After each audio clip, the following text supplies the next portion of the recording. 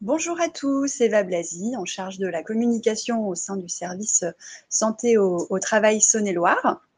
Alors, merci à vous de participer à notre premier webinaire. C'est une première pour nous parce qu'effectivement, en cette période de confinement et en cette période épidémique où les déplacements sont limités, on a choisi ce canal de communication pour vous donner le maximum d'informations. Alors, ce premier webinaire va porter sur le nettoyage et les consignes de nettoyage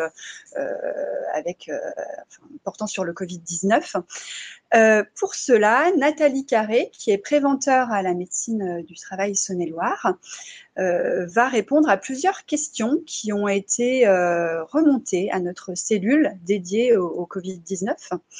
Alors, par exemple, pourquoi nettoyer les surfaces ? Qu'est-ce que le nettoyage et qu'est-ce que la désinfection? Parce que c'est vrai que parfois l'amalgame peut être fait. Quels produits je dois utiliser aussi pour le nettoyage et la désinfection? Quelles sont les règles de nettoyage à respecter? Et puis, pour finir, quelles consignes je dois donner à mes salariés pour bien sûr protéger leur santé? Comme vous le verrez à droite de votre écran, vous avez un chat qui est à votre disposition. Nous pouvons répondre à vos différentes questions. On a un modérateur qui est là pour y répondre.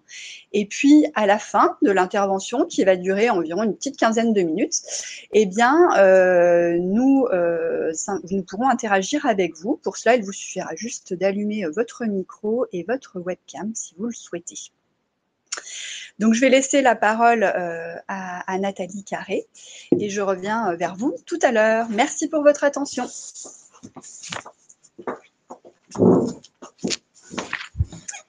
Bonjour à vous tous. Donc, eh bien, c'est parti. Nous allons commencer la présentation sur les consignes de nettoyage vis-à-vis du Covid-19.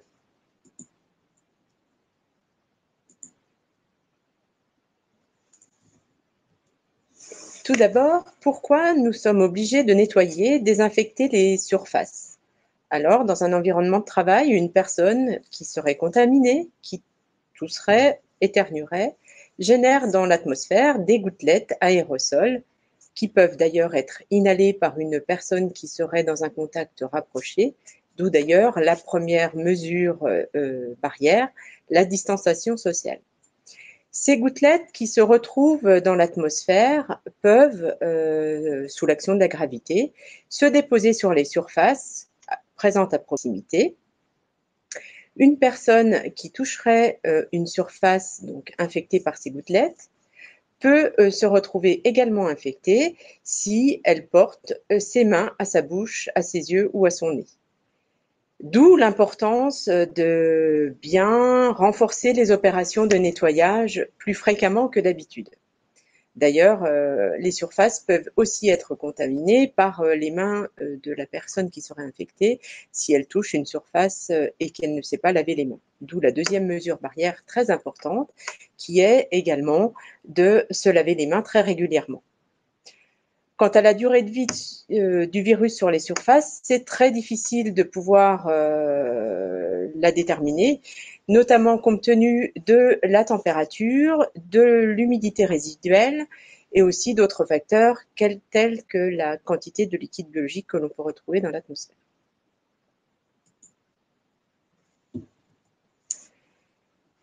Pourquoi on va parler de nettoyage et de désinfection? Ces deux éléments devront être pris en compte. On devra toujours procéder à un nettoyage des surfaces pour éliminer les salissures préalablement à une opération de désinfection. Donc, pour éliminer les salissures, on utilisera un produit détergent classique, tel que les lessives, les savons, les produits d'entretien ménager que l'on connaît bien. Après ce nettoyage, il sera nécessaire de procéder à une désinfection pour éliminer ou détruire les virus qui sont portés par les milieux inertes. On aura plusieurs moyens pour procéder à ce nettoyage. L'utilisation de lingettes désinfectantes ou des flacons ou éventuellement des sprays que l'on vaporisera, mais uniquement sur le bandeau de lavage qui nous permettra de procéder à la désinfection des surfaces. quel produit je devrais utiliser pour la désinfection? Donc, il est nécessaire d'utiliser des désinfectants qui soient virucides et conformes à la norme EN 14476, norme qui décrit les actions de destruction des micro-organismes dans un milieu. On a la possibilité d'utiliser des solutions qui contiendraient 62 à 71% d'alcool éthylique, 0,5% de peroxyde d'hydrogène ou 0,1% d'hypochlorite de sodium que l'on retrouve notamment dans l'eau de Javel. À défaut de trouver des produits désinfectants virucides, on peut utiliser, dans le cadre du Covid-19, à l'utilisation de Javel, dans le cas où donc les produits ne sont plus disponibles, utilisés. Plusieurs présentations de format de Javel, la Javel qui se trouve en bidon de 1 litre ou 2 litres, avec 2,6% de chlore actif, qu'il faudra alors diluer au 1/5 pour obtenir une concentration de 0,5% de chlore actif, ce qui est suffisant pour détruire les virus. Donc, ce produit nécessite donc une dilution avec toutes les précautions qu'il faut prendre pour utiliser la Javel. Dans le cas de l'utilisation de berlingot, où là, le chlore actif est présent en concentration de 9,6%, on devra alors procéder à une dilution en 2 temps. Une première dilution avec le berlingot de 250 ml avec 750 ml d'eau pour obtenir une solution de 1 litre à 2,6, puis une dilution au 5e pour se retrouver avec une concentration de chlore actif à 0,5%.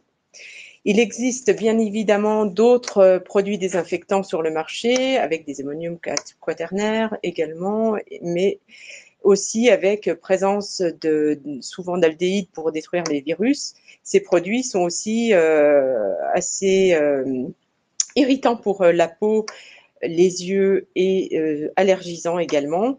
Donc, il faut aussi prendre des précautions avec l'utilisation de tous ces désinfectants.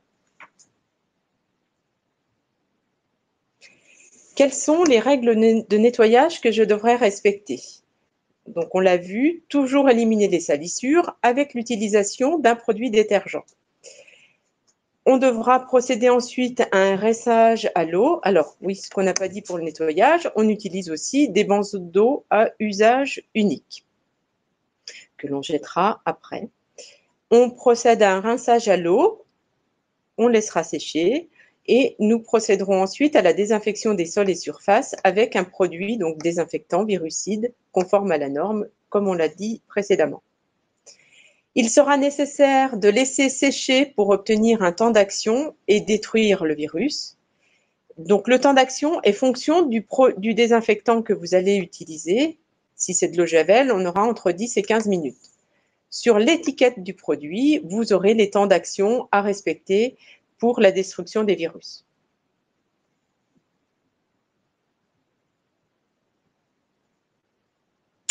Enfin, quelles consignes devrais-je donner à mes salariés ou lors de l'utilisation de tous ces produits? Il faudra respecter ou faire respecter les règles de nettoyage, désinfection, c'est très essentiel, les différentes étapes telles qu'on l'a vu et les temps d'action, ce qui vous obligera d'ailleurs à repenser certaines organisations du travail, notamment s'il y a des rotations d'équipe, puisqu'on devra prévoir un temps de nettoyage assez important. Donner des consignes aussi sur la dilution des produits désinfectants si nécessaire. Alors évidemment, on privilégiera l'utilisation de désinfectants prêts à utiliser. Bien penser à fournir des bandeaux de lavage à usage unique. À défaut, si on n'en a pas, on pourra procéder à un nettoyage à 60 degrés pendant au moins 30 minutes et prise en charge par l'employeur. Faire bien attention de ne pas pulvériser le produit désinfectant sur le bandeau de lavage, de pulvériser le produit désinfectant sur le bandeau de lavage et non sur la surface à désinfecter. Sinon, on remet en suspension les particules où se sont déjà déposées les gouttelettes qui comportent les micro-organismes. Ne pas utiliser de l'eau de Javel sur des matériels ou des appareils oxydables comme l'aluminium et le cuivre. Faire bien attention de ne pas mélanger les produits, ne jamais mélanger d'acide avec de la javel. Donc le nettoyage et la désinfection se fait bien en 2 temps. De donner les consignes d'élimination des bandeaux de lavage usagés, les mettre dans un sac plastique noué, même dans un 2e sac, avant de les jeter dans les ordures ménagères. Porter des gants de protection adaptés dont le matériau sera adapté au désinfectant utilisé. Pour cela, il est bien d'avoir la fiche technique du produit, alors non seulement pour avoir les dilutions, mais aussi la fiche de données de sécurité qui vous donnera le nom du type de gants qu'il faut porter pour l'utilisation du désinfectant. Dans le cas des dilutions, de porter des lunettes de protection et bien sûr de se laver les mains très régulièrement. Aussi, on pourrait rajouter les consignes par rapport aux conditions de stockage de l'eau de Javel, donc à l'abri de la chaleur et de la lumière. Et puis aussi de bien veiller aux dates de péremption des produits que vous utilisez. Et puis, ça devrait être à peu près tout. Donc, je pense en avoir terminé pour cette présentation. Et bien, nous allons rester à votre disposition pour répondre à vos questions. Donc, pour les gants, alors, on a vu là plein de consignes qu'il fallait respecter. Donc, ces consignes, vous allez aussi les matérialiser, bien entendu, dans votre document unique d'évaluation des risques que vous allez devoir mettre à jour dans le cadre du Covid-19. Donc, document unique d'évaluation des risques qui fait également l'occasion d'un webinaire prévu demain matin. On a parlé de gants de protection, de lunettes également. Donc, les équipements de protection individuelle font également l'objet d'un webinaire qui est prévu cet après-midi. Donc, pour ceux qui ne pourraient participer, nous allons vous montrer une petite vidéo parce que le port de gants est très important, on l'a vu, mais il faut également, quand on porte des gants, ne surtout pas porter les mains gantées à la bouche, sinon c'est un mode aussi de contamination. Et la façon dont on met et on retire les gants est également très importante pour éviter toute contamination. Donc, si vous en êtes d'accord, nous allons vous présenter la manière de mettre et de retirer les gants. Dès que j'arrive à accéder ici à la petite vidéo, si elle veut bien arriver.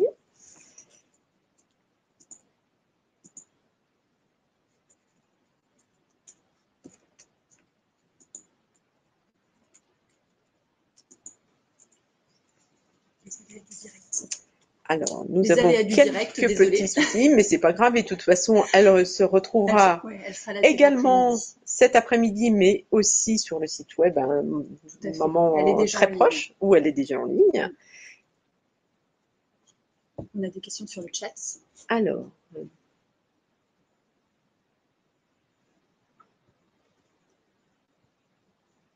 la fréquence de nettoyage. On a une question sur la fréquence de nettoyage. Est-ce que les consignes sont applicables sur les sols, mais que peut-on faire sur des postes de travail? Alors, c'est valable pour les sols et toutes les surfaces, hein, oui, effectivement. Donc, les surfaces, les claviers, les téléphones, les surfaces de travail, les outils. Alors, la fréquence, elle doit être en début, fin de poste et aussi régulièrement en cours de poste, notamment s'il y a des prêts d'outils entre collègues. Alors, on préconise que chaque salarié a ses propres outils, mais si ce n'est pas possible, effectivement, à chaque prêt entre salariés, il faut procéder à une désinfection du matériel utilisé par le collègue. Alors, c'est valable, on l'a vu, pour toutes les surfaces.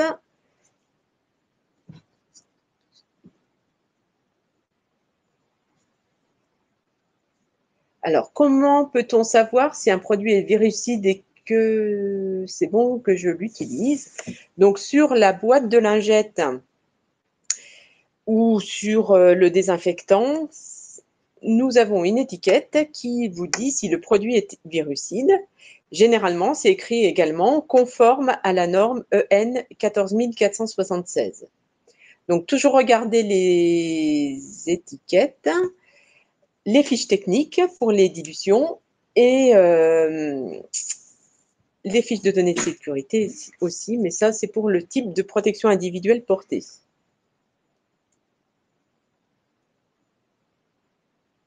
Sur la vapeur, si on pouvait utiliser la vapeur, c'est vrai que la vapeur, parce qu'on a vu qu'elle détruit à 60 degrés, donc à mon avis, ça devrait être possible, mais avec un temps aussi d'action qui soit assez long.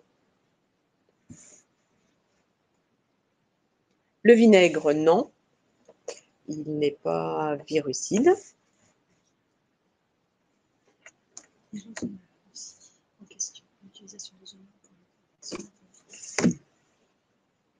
pense pas, hein, pas à ma connaissance, pas d'utilisation. J'ai jamais entendu parler d'utilisation d'ozoneur pour la désinfection. Donc ça, cette question-là, il faudra que l'on vérifie.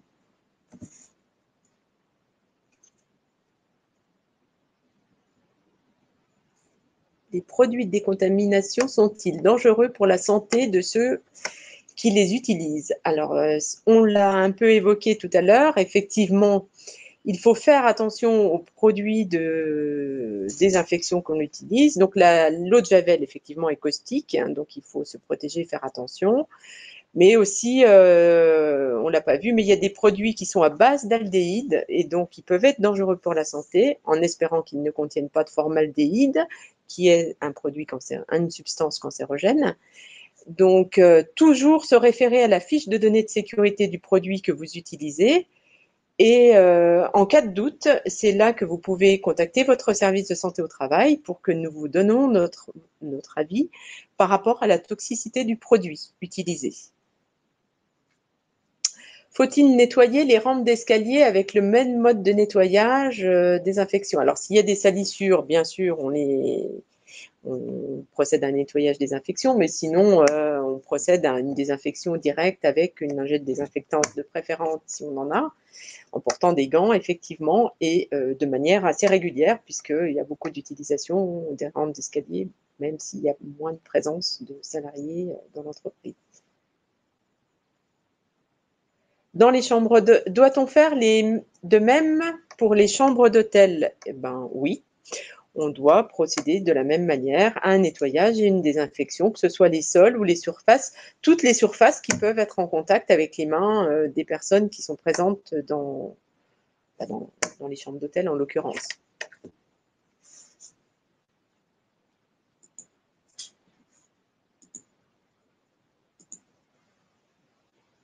Nous allons pouvoir vous présenter la petite vidéo sur comment mettre et retirer les gants en toute sécurité pour éviter de se contaminer.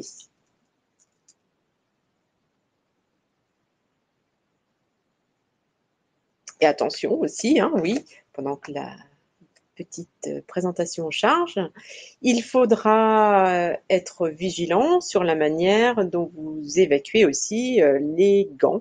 Une fois que vous les avez retirés, ils doivent être jetés dans la poubelle, dans un sac spécifique, noué une fois qu'ils sont usagés. Nous vous présentons la petite vidéo sur les gants et on reviendra ensuite aux questions.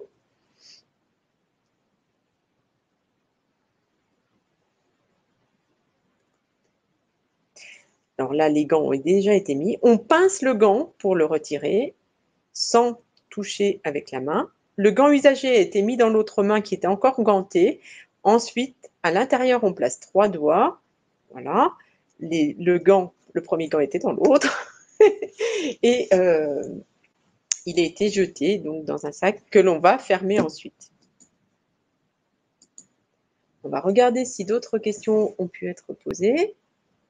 Alors, les masques périmés sont-ils efficace. Donc, comme on l'a vu par les médias, effectivement, même si on a des masques périmés, on les utilisera. Là, dans cette présentation, on a parlé des gants, on a parlé des lunettes, on n'a pas parlé forcément de masques. Effectivement, si on ne remet pas en suspension les particules qui peuvent contenir des micro-organismes, théoriquement, il n'y a pas lieu de mettre forcément un masque. Donc, c'est pour ça qu'on nettoie à l'humide et qu'on on supprime plutôt l'utilisation d'un aspirateur pour ne pas remettre en suspension les particules qui pourraient contenir des micro-organismes. Mais où acheter des gants? La pénurie, là, c'est vrai qu'il faut faire plusieurs distributeurs, ceux avec lesquels vous avez l'habitude. C'est sûr que ce n'est pas forcément évident. En plus, on préconise plutôt des gants en nitrile par rapport après à évaluer en fonction des produits qui sont utilisés. Mais généralement, les gants en nitrile conviennent. Pour la javel, les gants en butyl conviennent également. Éviter les gants vinyles pour le risque chimique, qui ne protègent pas suffisamment pour le risque chimique. Alors, appliquons-nous la même technique pour des gants réutilisables? Doit-on les laver et les désinfecter? Alors, pour les gants réutilisables, effectivement, il faut éviter de se contaminer. Donc, on aura aussi la même procédure pour les enlever. Si vous voulez voir la méthode pour mettre et retirer des gants réutilisables, nous avons effectivement donné cette information dans le cadre du document unique, de l'aide au document unique, qui est en ligne également. On a mis les affiches sur comment laver les mains avec les gants réutilisables contaminés, puis retirer les gants réutilisables.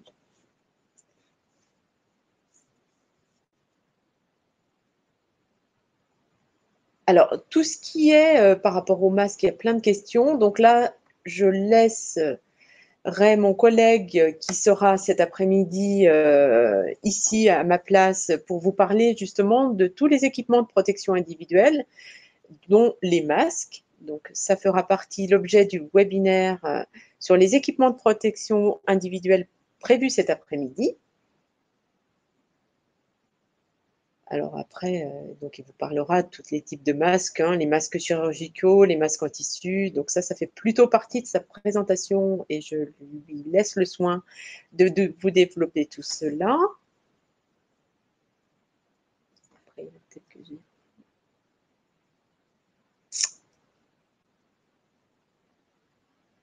Ou commander des masques et du gel en commande importante compte tenu de la pénurie. Alors, je suppose que c'est le gel, les solutions hydroalcooliques pour le nettoyage des mains. Ça, on n'a pas trop. Et à défaut, oui, c'est le savon, lavage régulier des mains à l'eau et au savon.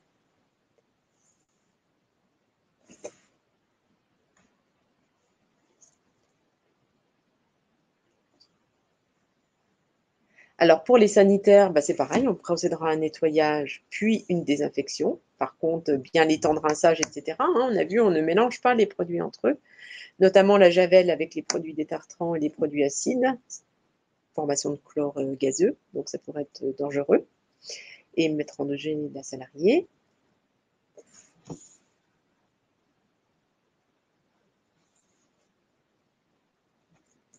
Ouais, donc là, pour les masses, ça sera vu cet après-midi. Qui nettoie dans les bureaux en open space? Alors, qui nettoie dans les bureaux en open space, salariés eux-mêmes ou entreprises de nettoyage? Alors, on a vu que si c'était des bureaux, alors ça dépend si on a des bureaux partagés ou des bureaux individuels. Donc, bureau individuel, la personne peut déjà nettoyer en quittant son poste de travail la surface, sa surface de travail, son clavier, etc. D'ailleurs, on conseillera de ne pas laisser trop d'accessoires sur le bureau, de ranger tous les stylos, choses comme ça, pour limiter. Et en bureau partagé, à chaque fois qu'une personne prend la place de son collègue, avant, la personne aura déjà désinfecté, la personne redésinfecte, et s'il y a du matériel qui est partagé, de désinfecter aussi entre chaque prêt de matériel. Une question qui arrive. Mais bien sûr, il y a aussi les entreprises de nettoyage qui procèdent à leur nettoyage quotidien, si c'est le cas,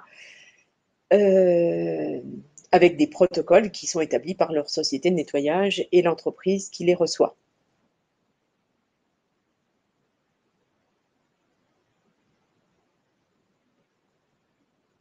Pour l'instant, nous n'avons pas trop d'autres questions. Les gens sont en train d'écrire. Ouais. Pour le nettoyage des camions, c'est pareil, hein, il faudra établir des procédures. Donc, on préconisera plutôt une personne par véhicule déjà, pour éviter d'être en proximité. On n'aura pas la distanciation forcément sociale, ou alors une personne devant, une personne derrière. Et effectivement, on désinfectera aussi toutes les surfaces de contact avec les mains, donc le volant, le levier de vitesse, la poignée de porte, qu'est-ce qu'il y a d'autre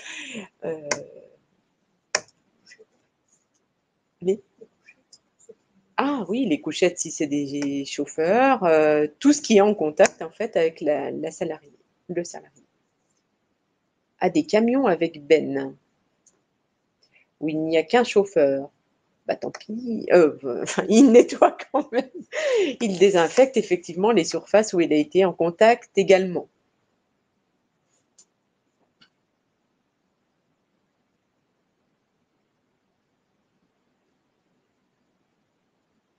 Isoler les colis que l'on reçoit. Faut-il isoler les colis que l'on reçoit? Faut-il les nettoyer, plus les désinfecter? S'ils sont en bois, avec quoi? Alors, les colis, il faut déjà établir une procédure, hein, quand on reçoit un transporteur, d'éviter les contacts trop proches. Effectivement, aussi, on parle des colis, mais aussi des bordereaux de transport. Il faut éviter qu'il y ait des contacts. Et puis nettoyer les colis, on les laisse aussi sinon un certain temps et on revient après. Mais les nettoyer, c'est si on peut, c'est de préférence. Sinon, on met des gants. Et après, on les retire dès qu'on a terminé avec le colis et qu'on l'aura déballé.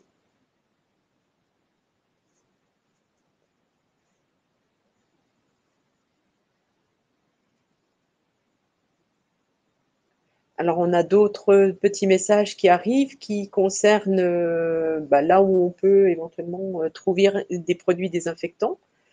Donc, ça peut intéresser effectivement certaines autres personnes qui sont présentes ici pour ce webinaire. Est-ce qu'on aurait oublié des choses?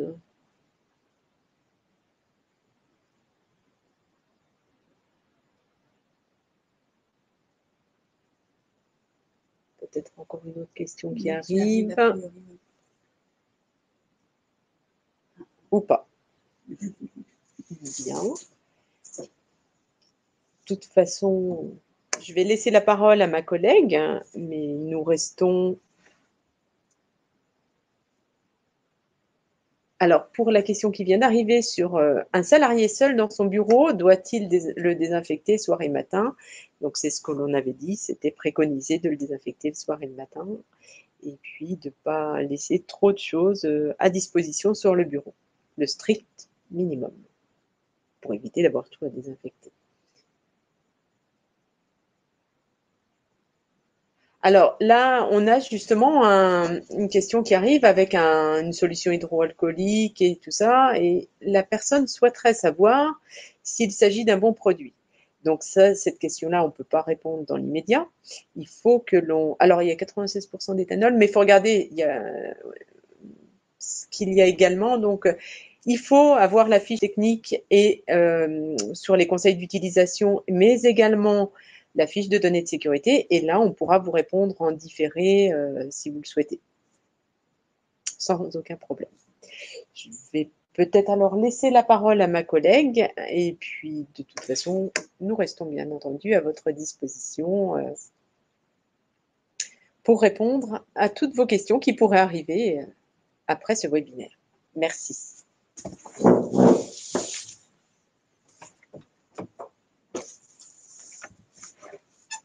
Donc, rebonjour, merci à tous d'avoir participé à notre premier webinaire. J'espère qu'on a répondu à toutes vos questions, interrogations. Alors, bien sûr, on reste à votre disposition via les différents canaux.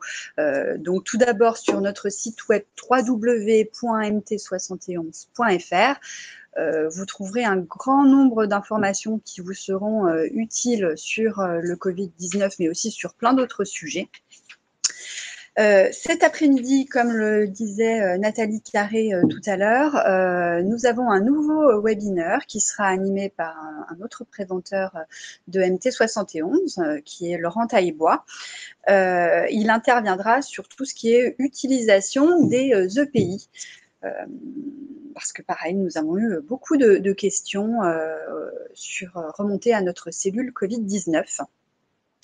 Et puis surtout, ce qu'on attend de vous, c'est de ne pas hésiter à nous remonter les thématiques que vous souhaiteriez aborder sur d'autres webinaires. On s'adapte vraiment aux questions que vous posez et nous sommes là pour vous. Donc, merci à tous pour votre attention, votre écoute et peut-être à cet après-midi pour ceux qui le souhaitent. Merci.